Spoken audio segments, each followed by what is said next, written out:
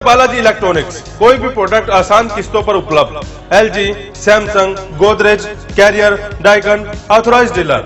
ASM RO all model available. Oppo, Vivo, Samsung, Apple mobile भी उपलब्ध।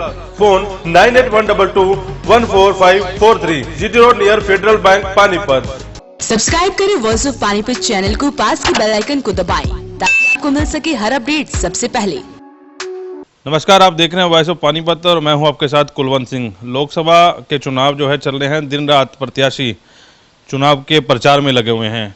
आज कुछ ऐसे शख्स से मिलवाने की कोशिश करूंगा जो हमेशा पर्दे के पीछे रहते हैं लेकिन पार्टी के लिए पूरा प्रचार कर रहे हैं। मेरे साथ है अल्पसंख्यक मोर्चे के प्रदेश उपाध्यक्ष साबरी जी, इनसे बातचीत करते हैं। साबरी जी, पहला सवाल तो मेरा ये है कि राजनीति में आपका सरोकार नहीं था। जैसे मैंने आपका बैकग्राउंड देखी, आपने राजनीति में क्यों आए और बीजेपी ही क्यों ज्वाइन की? सबसे पहले तो मैं आपका और आपके चैनल वॉइस ऑफ पानीपत का तहे दिल से इस्तकबाल करता हूं और आपका शुक्रिया अदा करता हूं कि आप आए। मेरा राजनीति से कोई ताल्लुक़ नहीं था, लेकिन जब मैंने खोजबीन की तो देखा कि भारतीय जनता पार्टी जो है एक बड़ी सोच की पार्टी है और हमेशा से मैंने देखा कि कांग्रेस ने सर्व समाज के लोगों को डरा के रखा और ये कहा कि बीजेपी मुस्लिम व दलित विरोधी है।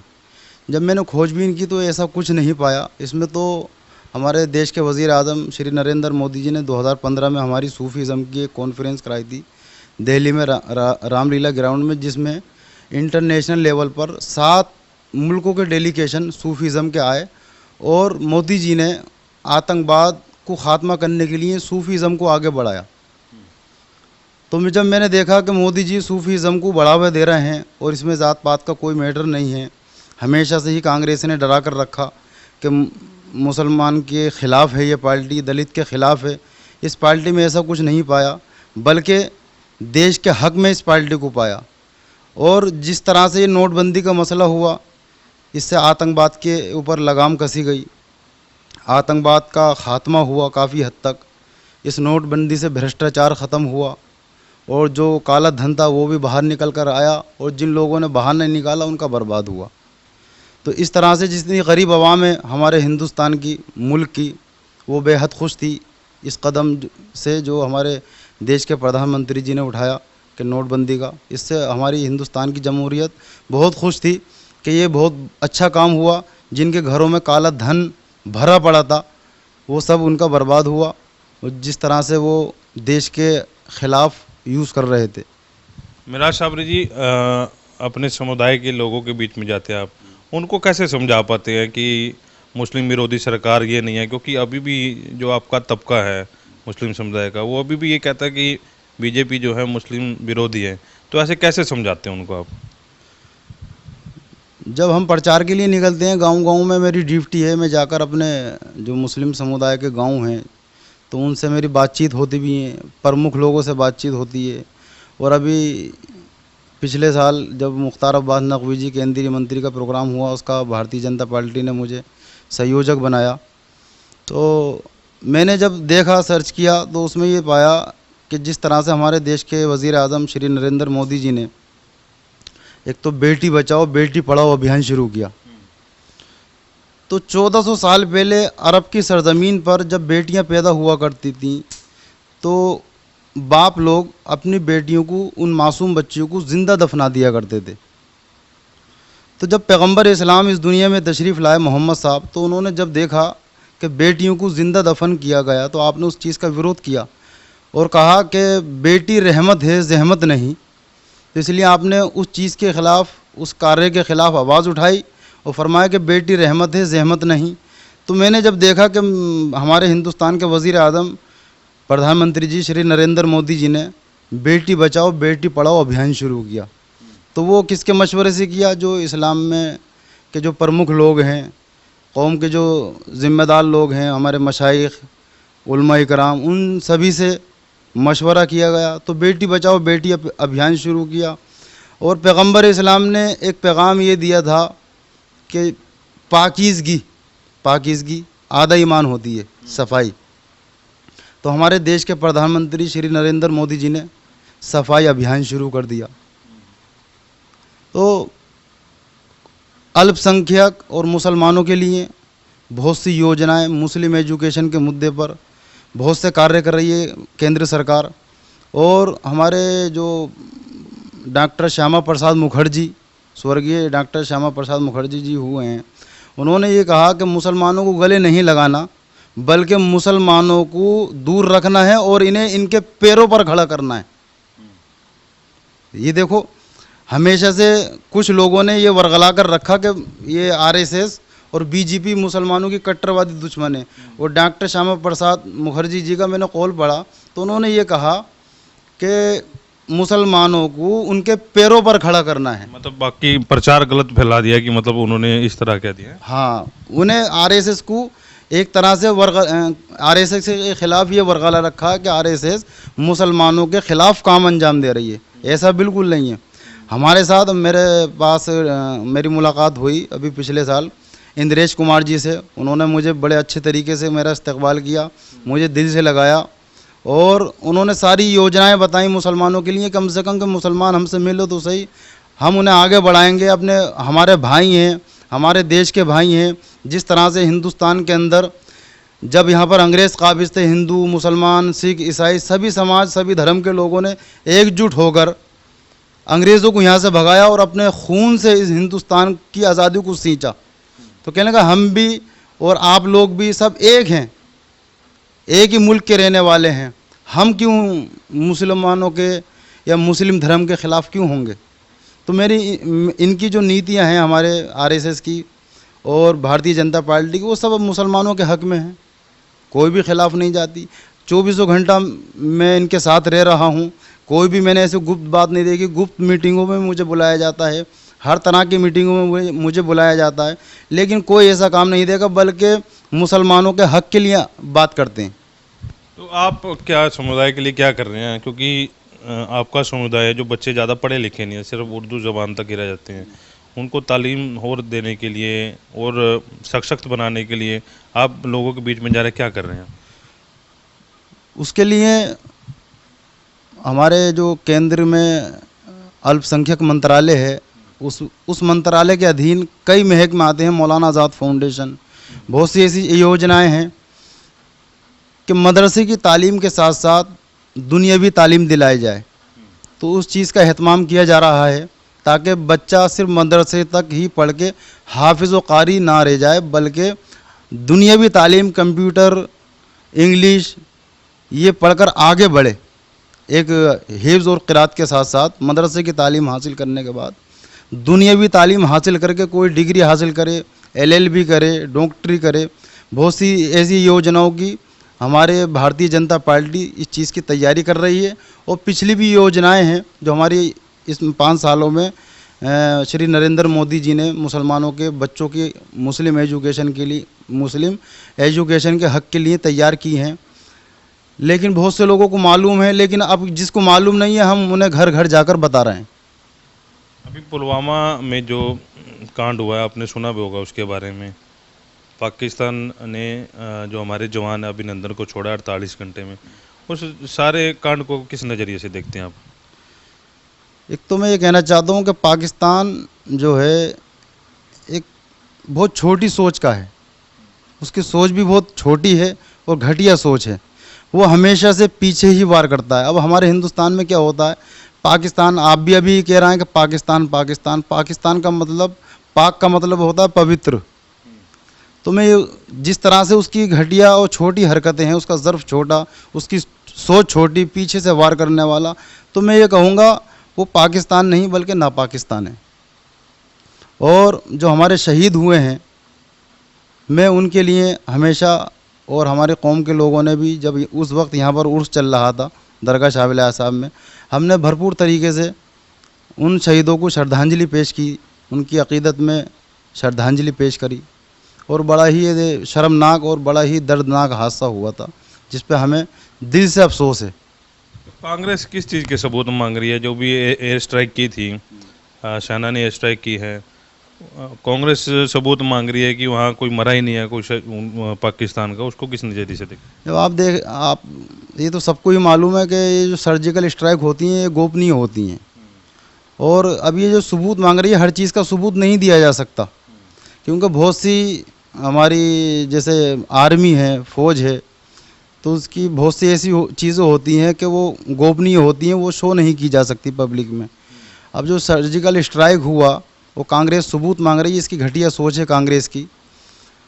ये सबसे बड़ा बदला हुआ कि हमारे देश की आर्मी ने उनके घर में घुसकर उन्हें इस जो हमारे पुलवामा हमले पर हमारे शहीद नौजवान शहीद हुए, उनका जो बदला लिया है, और हमारे देश की आर्मी ने घर में घुसकर वो बदला लिया, ये सबसे बड़ा स्ट्राइक है, सबसे बड़ा स्ट्राइक है। कांग्रेस जो है इस चुनाव नज़दीक हैं, इसलिए सबूत मांग रही है ताकि आवाम को वर्गला सके और उनका वोट बैंक ये कहकर अपने हक में हासिल कर सके, उसका सिर्फ ये मकसद है।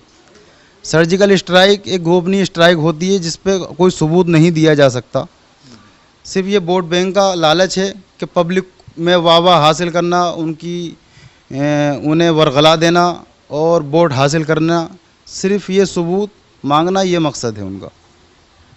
तो अभी आप बीजेपी का प्रचार कर रहे हैं, संजय भाटिया का लोकसभा इलेक्शन है, पब्लिक में जा रहे हैं, पब्लिक का क्या रुझान लग रहा है? पब्लिक का रुझान ये है कि पब्लिक सिर्फ 12 मई का इंतज़ार कर रही है। जहाँ भी हम जा रहे हैं प्रचार में बहुत अच्छा हमें वो मिल रहा है, और लोग ये कह रहे हैं कि सिर्फ हम 12 मई का इंतज़ार कर रहे हैं। 35 साल के बाद हमें लोकल प्रत्याशी संजय भाटिया जी मिले हैं, और जो हमारे शहर पानीपत, शहर करनाल के लिए बहुत अच्छे साबित होंगे और यहाँ का ज़बरदस्त विकास होगा, क्योंकि संजय भाटिया जी ने अपनी 35 साल की लाइफ जो है जनता यानी कि सभी मज़हब के लोगों को एकजुट होकर लेकर चले और जनता के हक में कार्य करे, और यहाँ के हमेशा शहर की हक की बात करी, इस मुल्क के हक की बात करी, और कभी एक नज़र से यानी कि किसी भी एक मज़हब को नहीं देखा, सभी मज़हबों में उनकी इज़्ज़त है। आज जब हम गांव उनके विकनेसिंग के लिए जा रहे हैं, गांव का बच्चा ये कह रहा है कि संजय भाटिया को टिकट देकर हम पर एहसान किया है। संजय भाटिया जी के हक में बहुत ज़बरदस्त लहर है, और कम से कम मैं समझता हूँ कि आने वाली जब 12 मई को वोट पड़ेंगे और जब उसका रिज़ल्ट आएगा तो कम से कम 5 लाख वोटों से हमारे प्रत्याशी श्री संजय भाटिया जी की जीत होगी। तो जैसा कह रहे कि राजनीति में अभी आप नए आए हैं, आपका प्रोफेशनल तो कुछ हो रहा है, तो कैसे समय कैसे निकाल पाते हैं राजनीति के लिए? अब हमारा जैसे मैं दरगाह हज़रत ख्वाजा शमशुद्दीन तुर्क पानीपती का सज्जादा नशीन भी हूँ यहाँ पर, और जब मैं राजनीति में आया तो ये भी एक खिदमत खल्क है, यानी कि मखलूक यानी कि उस परमात्मा की मखलूक की खिदमत करना हमारा कर्तव्य है, हमारा फ़र्ज़ है। हम इस तरफ से भी खिदमत अंजाम दे रहे हैं, और पार्टी में रहकर जो गरीब आवाम के लिए या मजबूर और लाचार लोगों के लिए जो हमसे खिदमत हो रही हो या हम कर सकते हैं, तो हमारे लिए बड़ी खुशनसीबी की बात है कि हम से किसी का भला हो जाए। अगर पार्टी में रहकर हम खिदमत कर सके तो हमारे लिए और शर्फ की बात है। समय कैसे निकाल पाते हैं, मैं ये पूछ रहा था। तो समय तो निकालेंगे, जब ये भी एक खिदमत है, ये भी एक खिदमत है, और सबसे बड़ी खिदमत है ये। तो पार्टी में रहकर आवाम की खिदमत करेंगे तो समय तो खुद ब खुद निकल जाएगा। हर तरह से समय निकालना पड़ेगा, और निकालना है रात दिन। कांग्रेस के नेता ये कहते हैं कि जो जीएसटी या नोटबंदी हुई है उससे व्यापारियों का धंधा जो है चौपट हो गया है। काला धन जो है, असल में जो विदेशों से काला धन आना था उस पर भी बीजेपी कुछ बोल नहीं रही, राम मंदिर पे भी कुछ बोल नहीं रही, सिर्फ राष्ट्रवाद का मुद्दा लेकर बैठी है। अभी कल मैं जो कुलदीप शर्मा है कांग्रेस के प्रत्याशी, उनसे जो गुफ्तगू कर रहे थे तो उनका भी ये कहना था कि आप किसी व्यापारी से पूछिए व्यापारी का क्या हाल हो रहा है। दूसरा उन्होंने ये भी बात बताई कि संजय भाटिया किसी का फ़ोन नहीं उठाते। कितनी सच्चाई इसमें है? ये बिल्कुल गलत है। हमारे प्रत्याशी श्री संजय भाटिया जी, मैं दिन की ही बात नहीं कर रही, मैं जब भी रात को 12 बजे भी फ़ोन किया तो फ़ोन रिसीव हुआ। ये गलत उनके ऊपर इल्ज़ाम लगाया जा रहा है कि वो फ़ोन नहीं उठाते। वो 24 घंटे आवाम की खिदमत में हाजिर हैं और रही जीएसटी की बात, अगर उन्होंने ये कहा है कि किसी व्यापारी से मालूम करें तो आप बिल्कुल व्यापारियों से मालूम करें। पानीपत यहाँ हैंडलूम की नगरी है पानीपत, और यहाँ से एक्सपोर्ट का भी है, ज़बरदस्त बिजनेस चल रहा है। और ये कह रहा है कि ये चीज़ जो है बिजनेस हमारी उस टाइम तक बेलगाम थी, अब लगाम, अब एक सिस्टम में आ गई है। अब हम सिस्टम से, जैसे बाहर मुल्कों में एक सिस्टम है, दूसरी कंट्रीज़ में, मैं साउथ अफ्रीका गया, टर्की गया, वहाँ पर देखा मैंने, वहाँ पर एक बिजनेस का एक सिस्टम है। वहाँ ये नहीं है कि साहब कच्चे बिल पर दे दिया, ये दे दिया, वो दे दी, जो भी है 18% 28% गवर्नमेंट को जाता है, वो वहाँ पर एक सिस्टम है। वही नीतियाँ मोदी जी हमारे यहाँ पर लाए हिंदुस्तान में, और उन्होंने ये सोचा कि एक बिजनेस आगे बढ़े, हमारा हिंदुस्तान तरक्की करे और इंटरनेशनल लेवल पर जाना जाए। उन्होंने जीएसटी लागू करी, बिजनेस एक सिस्टम में आया, इससे हर व्यापारी खुश है, हर कारोबार करने वाला आज व्यक्ति खुश है कि इस चीज़ से भ्रष्टाचार पर लगाम कसी। आप मानते हैं कि भ्रष्टाचार मतलब पूरी तरह खत्म हो गया? मैं भ्रष्टाचार अभी पूरी तरह तो ख़त्म नहीं हुआ, करीब करीब 80% हो चुका है। और अब जब दोबारा हमारी केंद्र में सरकार आ रही है, इंशाल्लाह आने वाले टाइम में बिल्कुल भ्रष्टाचार जो अभी 80% ख़त्म हुआ है, 20% इंशाल्लाह आने वाले 5 सालों में बिल्कुल यहाँ से नेस्तो नाबूद हो जाएगा। हरियाणा की सरकार कैसा काम कर रही है?